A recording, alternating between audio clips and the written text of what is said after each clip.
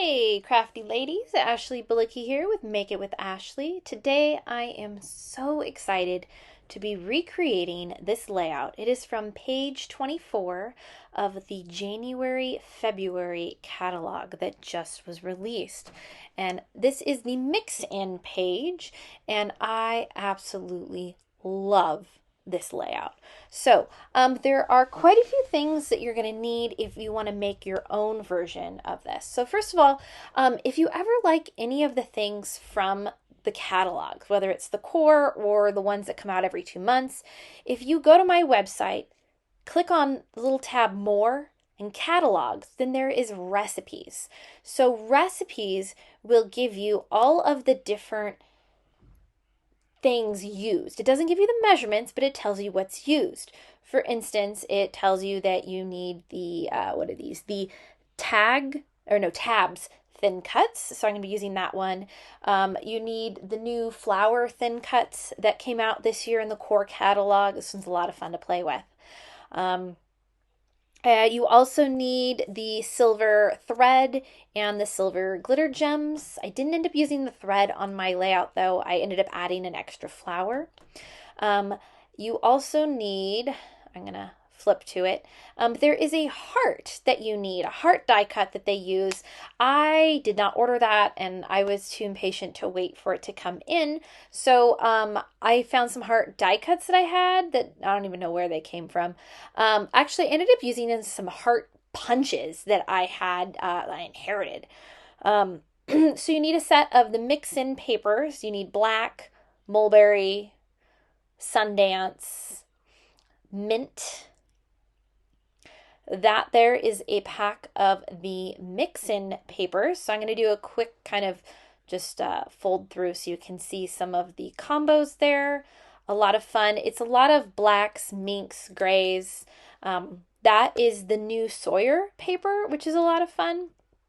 That's your kind of, I guess, girlier paper. Yet these teals, or I guess that's mint, and these purples are just, I'm excited to play with that one. And then the paper line that I absolutely love is the Sweet as Honey.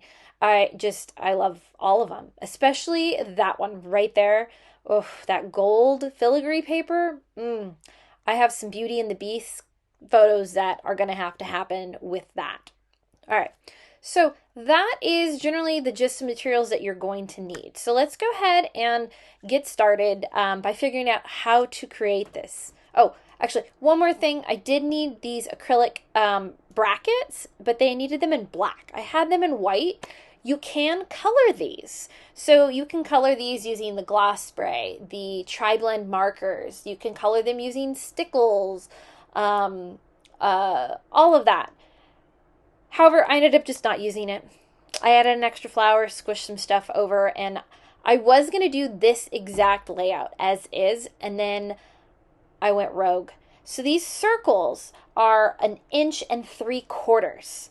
I have the circle thin cut set, which goes by 1/2 inches, meaning I could cut 1.5 inches or I could cut 2 inches. I couldn't cut 1.75 inches.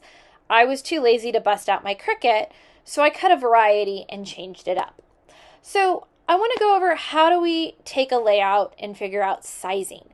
Well, I know this is a 12 by 12 layout because it's set at the bottom, and this is a 7-inch. So generally, it's kind of like whatever size it is, I'm going to double and round down. Okay, because doubling 7 would put me at 14 inches instead. So, for instance, this is a 1-inch circle. So if I double it to 2 and I'd round down to 1.75 inches. I can also do that math in my calculator. So I think you see that pop up at some point. If I do, what is it? 12 divided by 7. Okay, so that gives me about 1.7. So that means every inch in real life is 1.7. So I was thinking that that was 1.75 inch punch. No, the circle on the outside is 1.75 inches. It's actually a 3-inch punch. So I did one of those and realized, uh-oh, this isn't going to work. All right, so I'm going to go ahead, I'm going to skip ahead. I am going to start with the outer edge, all right? We also need some glitter paper for this, the silver ones. So the outer edge, I'm just going to use white as my base because they use a mix-in paper as their base. I wanted to make a 2-page layout out of this, so I knew I was going to want to gut it and use it. All right, so let me zoom out so you can see.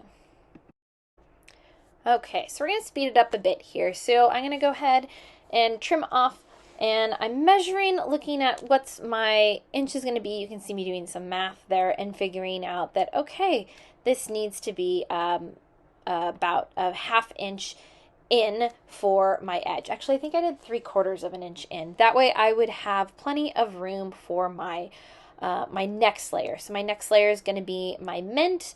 So I'm going to cut this paper down, and then I am just going to lay that one down, and then I check my sizing. It looks good. So I'm going to go ahead and gut this one too, just because that's a lot of paper to kind of just waste. So my next, I'm searching for that white dot, so I'm going to cut that down. I want just about an 1/8 inch smaller. And that looks great. I do play a little bit with figuring out if I like the lighter or darker side of mint, and I want to say I finally ended up going with the darker side.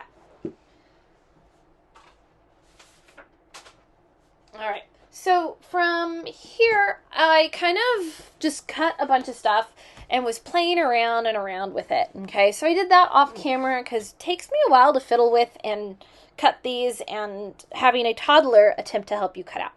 So I did play with inking the edges with black or with Mulberry, which is that kind of purpley color. And I decided I liked the contrast of black. It helps the shapes kind of pop out more against that white backdrop, especially because some of them are lighter or have white in their backdrop themselves. So I took a picture of my layout before I started re-inking everything because I liked the way it looked. I wanted to kind of fall back into that or general thing. And sometimes if I take everything off and ink it, it's completely different when I put it back. So I'm just kind of working one cluster at a time, inking, layering, gluing it down. I really like tweezers for this process.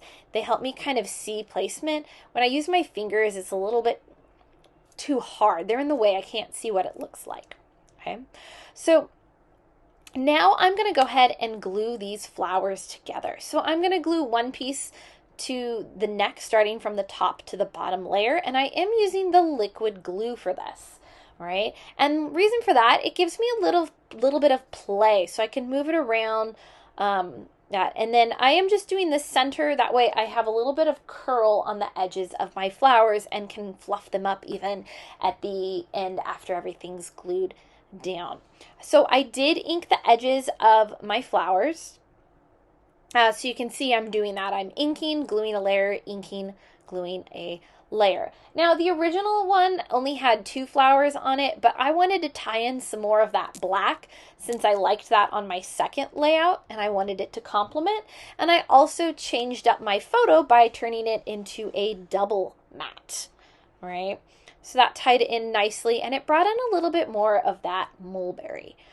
So that XOXO that you see, that is actually the reverse of that white spotted base paper that you're seeing that we cut out. So I'm going to work on my next little cluster here as I build that up. These little hearts, I didn't use a thin cut for.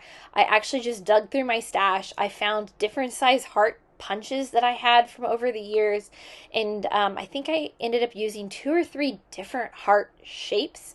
You could easily use the one heart shape that is in this month's catalog that comes with that cute little note card set.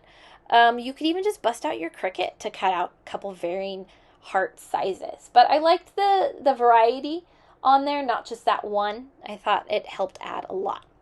So I went ahead and moved on to gluing my base down. So now I'm going to kind of organize that flower cluster after I've glued these down.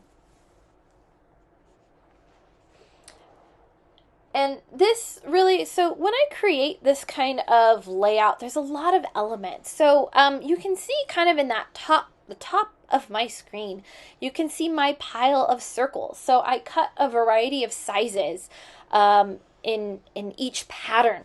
Same thing with the leaves. Actually, the leaves I only cut in certain colors. And then the flower pieces, I took those flower thin cuts, and every single paper that I used, I just did one piece of each because I knew I wasn't going to be kind of using the same pattern again and again. I wanted different pieces on different flowers, and then I could bring them in on both sides. I actually ended up going back and cutting a set of black, and I really liked that contrast. I liked adding the black flowers, the black centers. I thought it added more contrast, more depth, and that dark flower next to my photo I thought really drew the eye right in to that photo on this busy layout. So I added some glitter gems along the edges of my hearts and in the center of my flowers and on those little tabs, and it just really helped everything pop. So moving on to the right side, so you can see I'm repeating the process. I'm going to build my layered flowers by inking my edges and using my liquid glue. I move each cluster off to the side, that way I can build up. And again, my head, I'm thinking, all right, I need to move everything loose off my page so I can actually glue my photos, my mats, and my paper down. So I had fun playing with the negative space. So this piece that you see down the main, that little, I don't know, that mink color. Okay, that is the inside or the gutted part from the outer border on the left. And then I wanted to play that up, kind of repeating that pattern, how you had an outer edge, a very thin border, and then a pattern. Okay, and since this one was much darker, it has that mink versus that white, I wanted to bring in some more lighter elements and tie everything together. So I try to build my clusters in groups where you'll notice I will put a turquoise piece towards the bottom, or mint, and then I'll have a matching mint element that'll pop up in the right side. And you see these repeating patterns. So you see this mulberry in the bottom left. You see that mulberry circle in the top left. It's popping in with those frames, and then it's going to pop in those flowers on the right. So it's balancing your colors and your clusters. That way you don't have too much of just one color, and that they're spread out evenly where it's appeasing to the eye. Okay. Now these were a lot of fun. I was kind of having them follow those negative spaces in those pictures. And I'm going to now add in some glitter gems, again following those patterns around 3 on the hearts. And this is done, ladies and gentlemen. I hope you enjoyed my layout and want to make some of your own. Let's take a quick peek of the two of them together.